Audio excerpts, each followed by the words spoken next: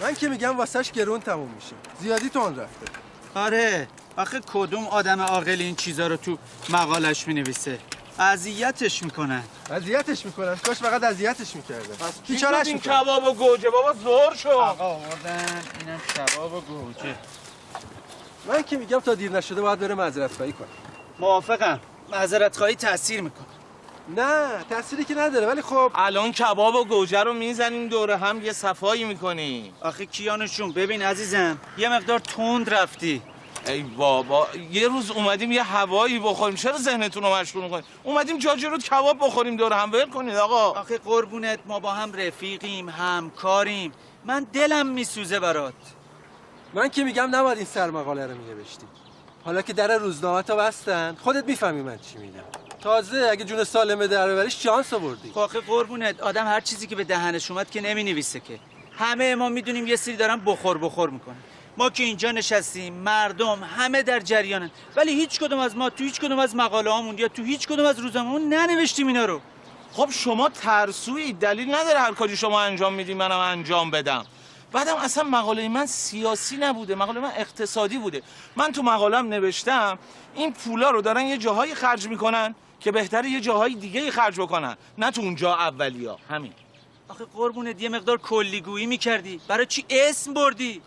بابا خیالتون راحت باشه، هم من انقدر حرفه‌ای هستم بدونم تا کجا جلو برم، هم اونایی که در موردشون مقاله نوشتم انقدر جنبه دارن که نیان منو بگیرن.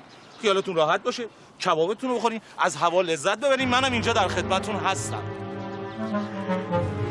بازداشتم؟ دیدین گفتم روزنامه آخرین خبر بازداشت کیانوش استقرارزاده سردبیر روزنامه استقلال جوان.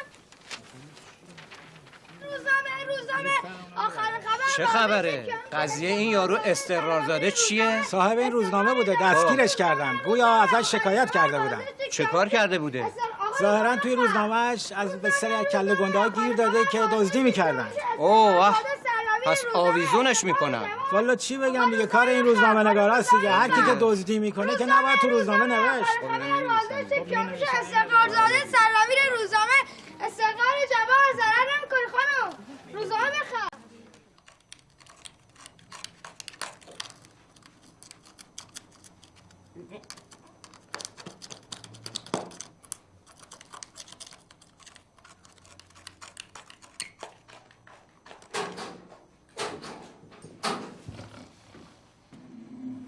جناب آقای استقرارزاده پاشین لطفاً. جانم. بله چیه؟ بفرمایید. ببخشید مزاحمتون شدم، غذاتون رو براتون آوردم. بذارش اینجا. بفرمایید. سرکار ببین، برو به رئیسات بگو استقرارزاده رو توی زندان نمیتونی ساکت کنی. برو به رئیسات بگو قلم استقرارزاده چیزی به غیر از حقیقت نمینویسه. برو بگو. جناب استقرارزاده من شرمنده‌تونم، بنده نگهبانم و وظیفه‌مو انجام میدم. خیلی منو ببخشید. آره؟ ببخشید لطفاً محبت کنین دیوار رو با قاشق سوراخ نکنین، من ممنون میشم ازتون. مرسی.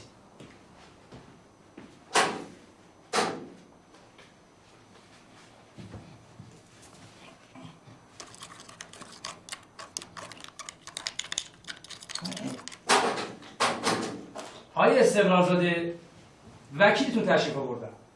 کیانوش جان سلام. کجایی؟ سلام، چطوری؟ خوبی تو؟ بابا تو کجا؟ ناسلامتی وکیل من هستی تو. اصلا جای نگرانی نداره. نگران نباش، همه چی داره درست میشه. جان من چی شده بگو ببینم. اون آقایونی که توی مقالت بهشون گیر داده بودی فوق‌العاده عصبانی بودن. باشون صحبت کردم، مقداری تونستم نرمشون کنم. ولی یه چیزی مونده. یه مقدار پول میخواد تا سیبیلاشون رو چرب کنیم.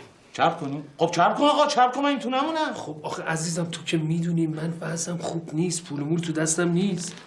میدونم دستت خالیه. کمالفر یه کاری کن، برو پلو خواهر من، سند زمین پدری من دستشه، سند زمین جاجرود رو هم ازش بگیر. یه مقداری پول نقد هم تو جام میبری تو یخچال قایم کردم، خواهرم میدونه کجاست. آقا هر کاری لازمه شما انجام بدید. خب تمومه دیگه. تمومه.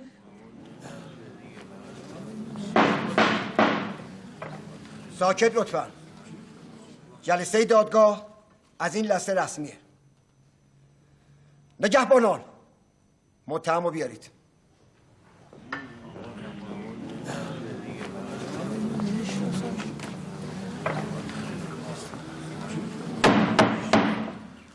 ساکت لطفا. موارد اتهامی آقای کیانوش استقرارزاده رو قرائت کنید لطفا.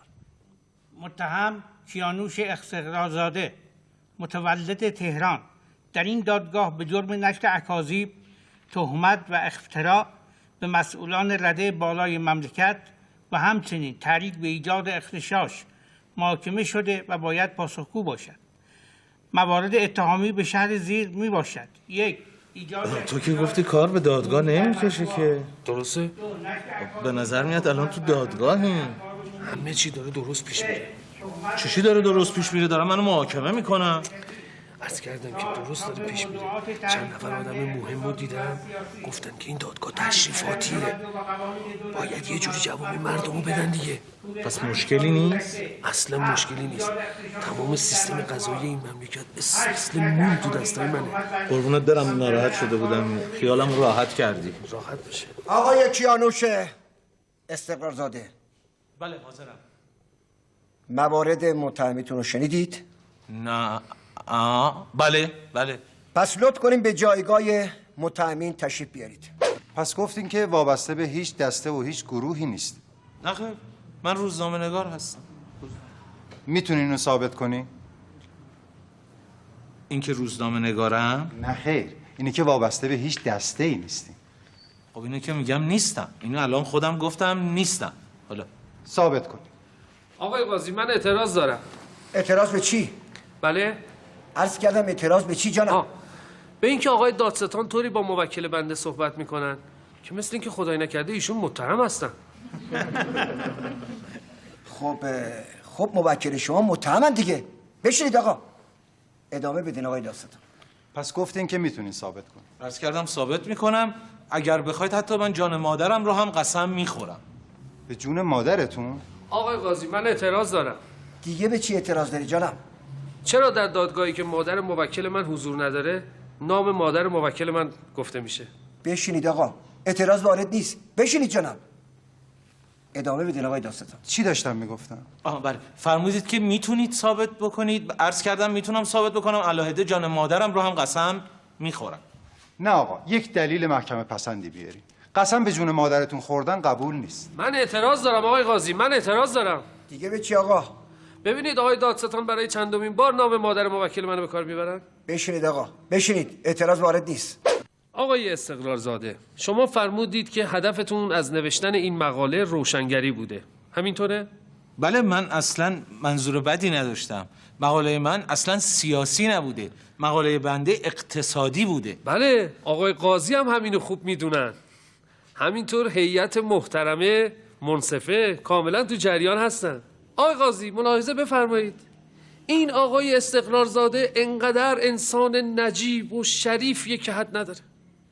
ایشون زمانی که کودک بودن باور بفرمایید شما نمیدونید وقتی که به باغ وحش میرفتن چطوری برای حیوانات غذا میبردن و میدادن. چقدر نجیبه. ملاحظه بفرمایید. این قیافه نجیب و نگاه بفرمایید. آیا این چهره از چهره یک اسب پیشه نمیگیره نجابت؟ مطمئن هستم که آقای قاضی البته با کمک شما هیئت محترمه در رابطه با آزادی موکل بنده کوتاهی نکرده و ایشون رو هر چه سریعتر آزاد می‌فرمایید. البته در رابطه با اون عدالت و شهرت شما که آبه خاص شده اصلا تو شکی نیست. مطمئن هستم این موکل بنده رو هر چه سریعتر آزادش میکنید و از خدمت شما زودتر مرخص میشه. کمال فرجان، شما روند جلسه رو چطوری ارزیابی میکنی؟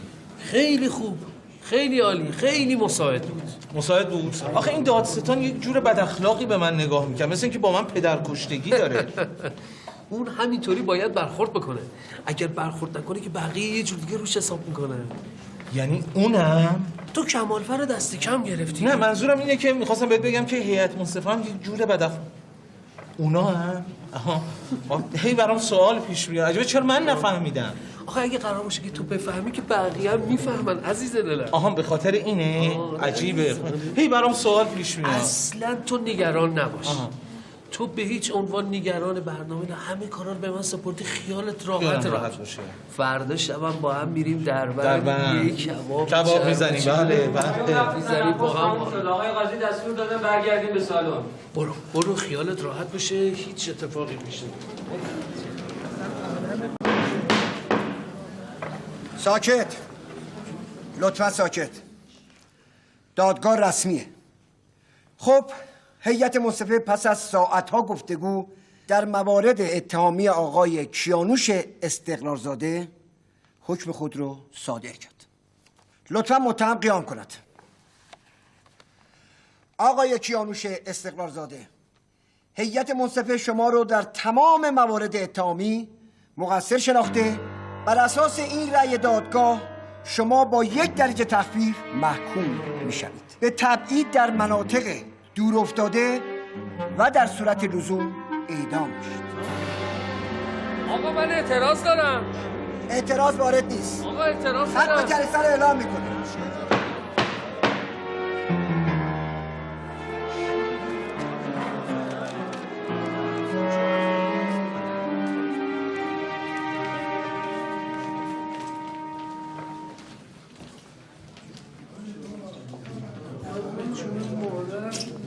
همه چیزو هماهنگ کرده بودم، من اصلا نمیدونم چرا اینجوری شد.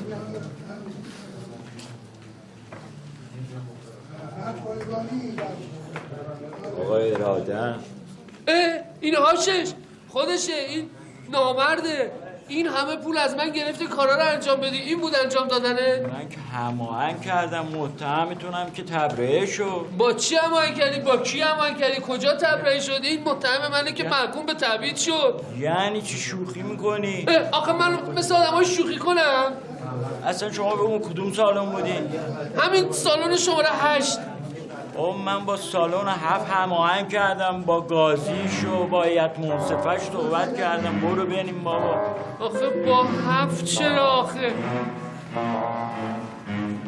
تبرئه شدم من. آقا کمالفر شمایی؟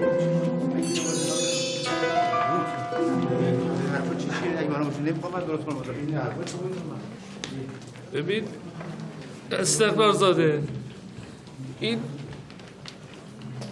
آدمه که رفت ماچ کرد این تبرئه شده. اون پول گرفته بود کار تو رو انجام بده، کار اونو. ببین آخه چی بگیم؟ گل خوندی؟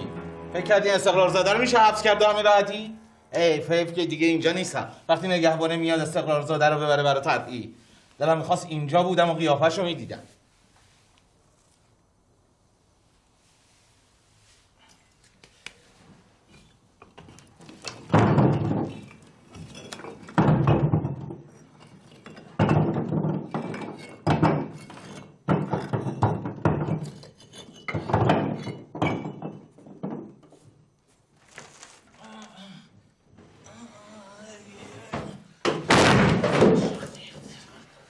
استقرارزاده رو همون نشناختیم. من میخوای تو حبس نگه داریم.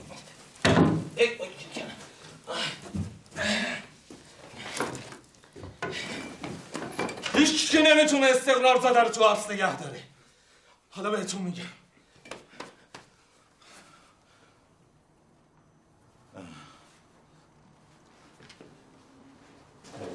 ببخشید جناب افسر کشیک هستین شما.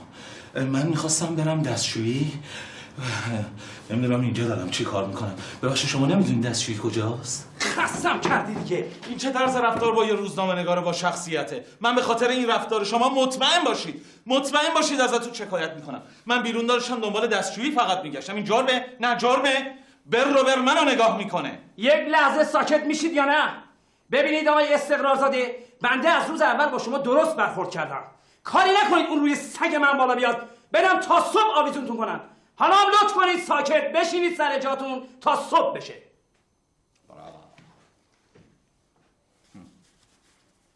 فکر کردی استقرارزاده رو میتونید اینجا نگه دارید؟ حالا ببینید من با این قاشق این کمد رو هم سوراخ میکنم. مطمئن باشید من اینجا بمون نیستم. وقتی این اومدین صبح دیدین که استقرارزاده نیستش، اون وقت میفهمین با یه آدم فرهنگی چطوری باید برخورد کنین. حالا مطمئن باشید. استقرارزاده؟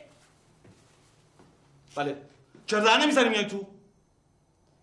قاشق. کدوم قاشق؟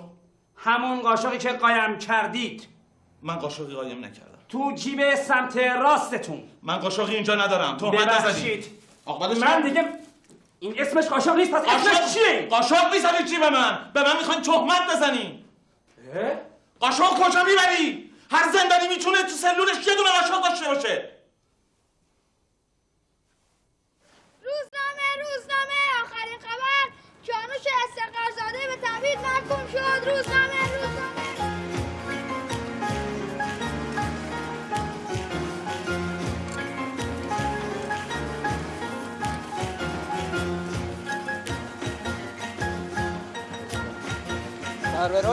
سربرای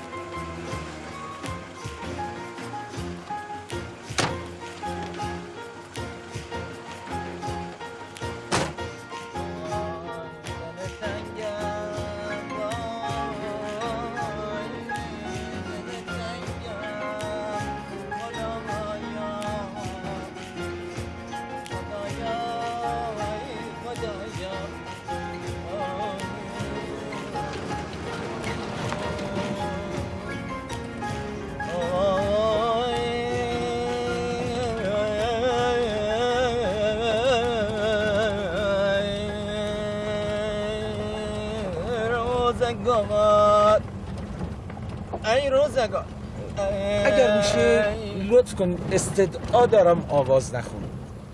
من یک مقداری اعصابم خورد هستش. اعصابت خورد شده؟ تو که با این چیز اعصابت خورد میشه اونجا بری میخوای چیکار کنی؟ چطور مگه آقا اونجا چشه؟ میگن انقدر اونجا گرمه که تخم مرغ بذاری رو سنگ نیمرو میشه. ها پس باید روزی 4-5 دفعه حموم کرد. حموم؟ اونجا آب نداره که حموم داشته باشه. یه چاه داره تو چند فرسخی که اگر هم آب داشته باشه لاشه حیوانی میافته توش کثیف میشه. این که خیلی بده، اونا مریض میشن. مریضی که اونجا همیشه هست. چه مریضی؟ پشه مالاریایی داره به این گندگی. وبا هم که خب همیشه هست. اگر اینا رو بگیری دیگه جزام نمیگیری. جزام داره اونجا؟ آره اونجا جزام زیاده. چند موردم تا اون دیده شده. استدعا میکنم شما بخونید دوباره.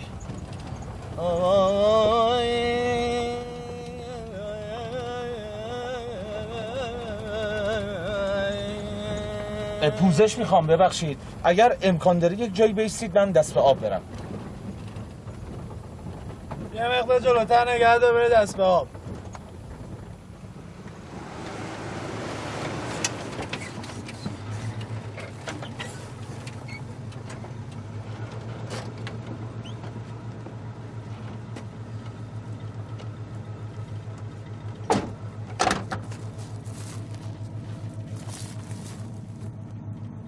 برای چی وایسادی من نگاه میکنی؟ برو دیگه. من نمیخواست بری دست به آب.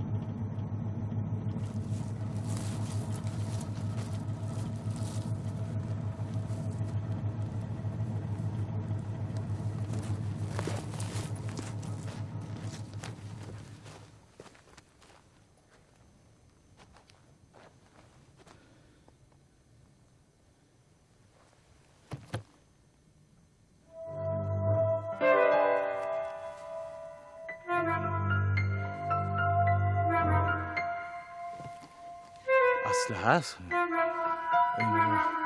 باید به مقامات تحویل بدم من. معنی نداره. سلام علیکم. این اسلحه رو من اونجا پیدا کردم، همون جایی که منو فرستاد. اجازه بدین عرض کنم خدمتتون یه لحظه.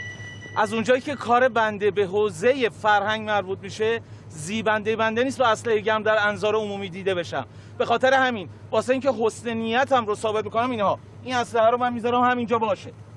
ببخشید اگه باعث رعب و وحشت شدم، معذرت میخوام. ماشینم که روشنه. منم که رانندگی بلد نیستم. کجا بریم؟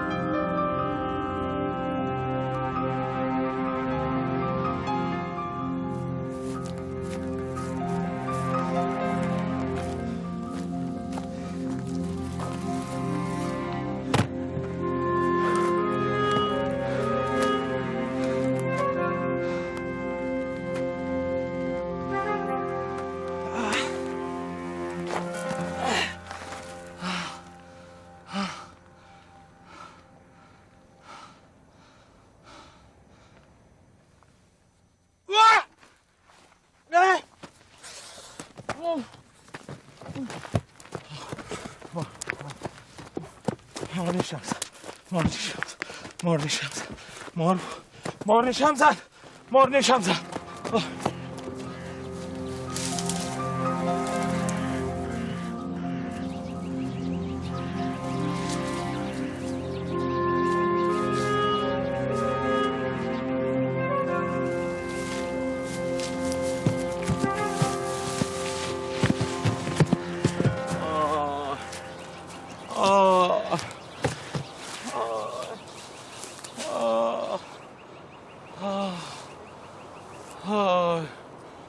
آی شقیقه ها.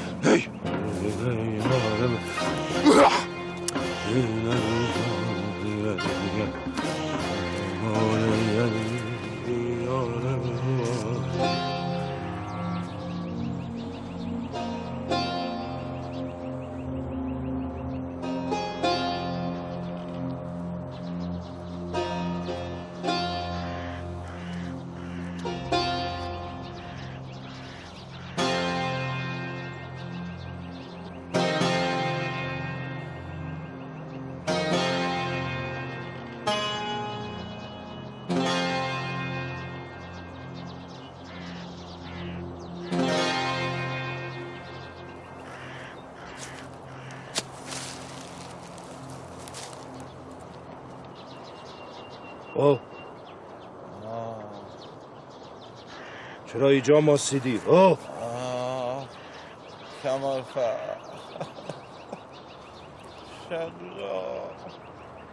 شقیقا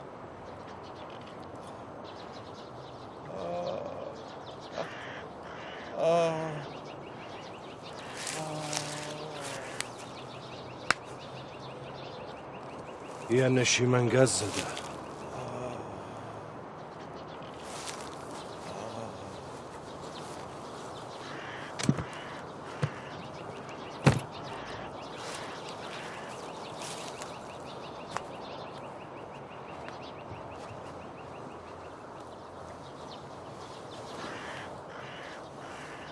باشو بکن مخور.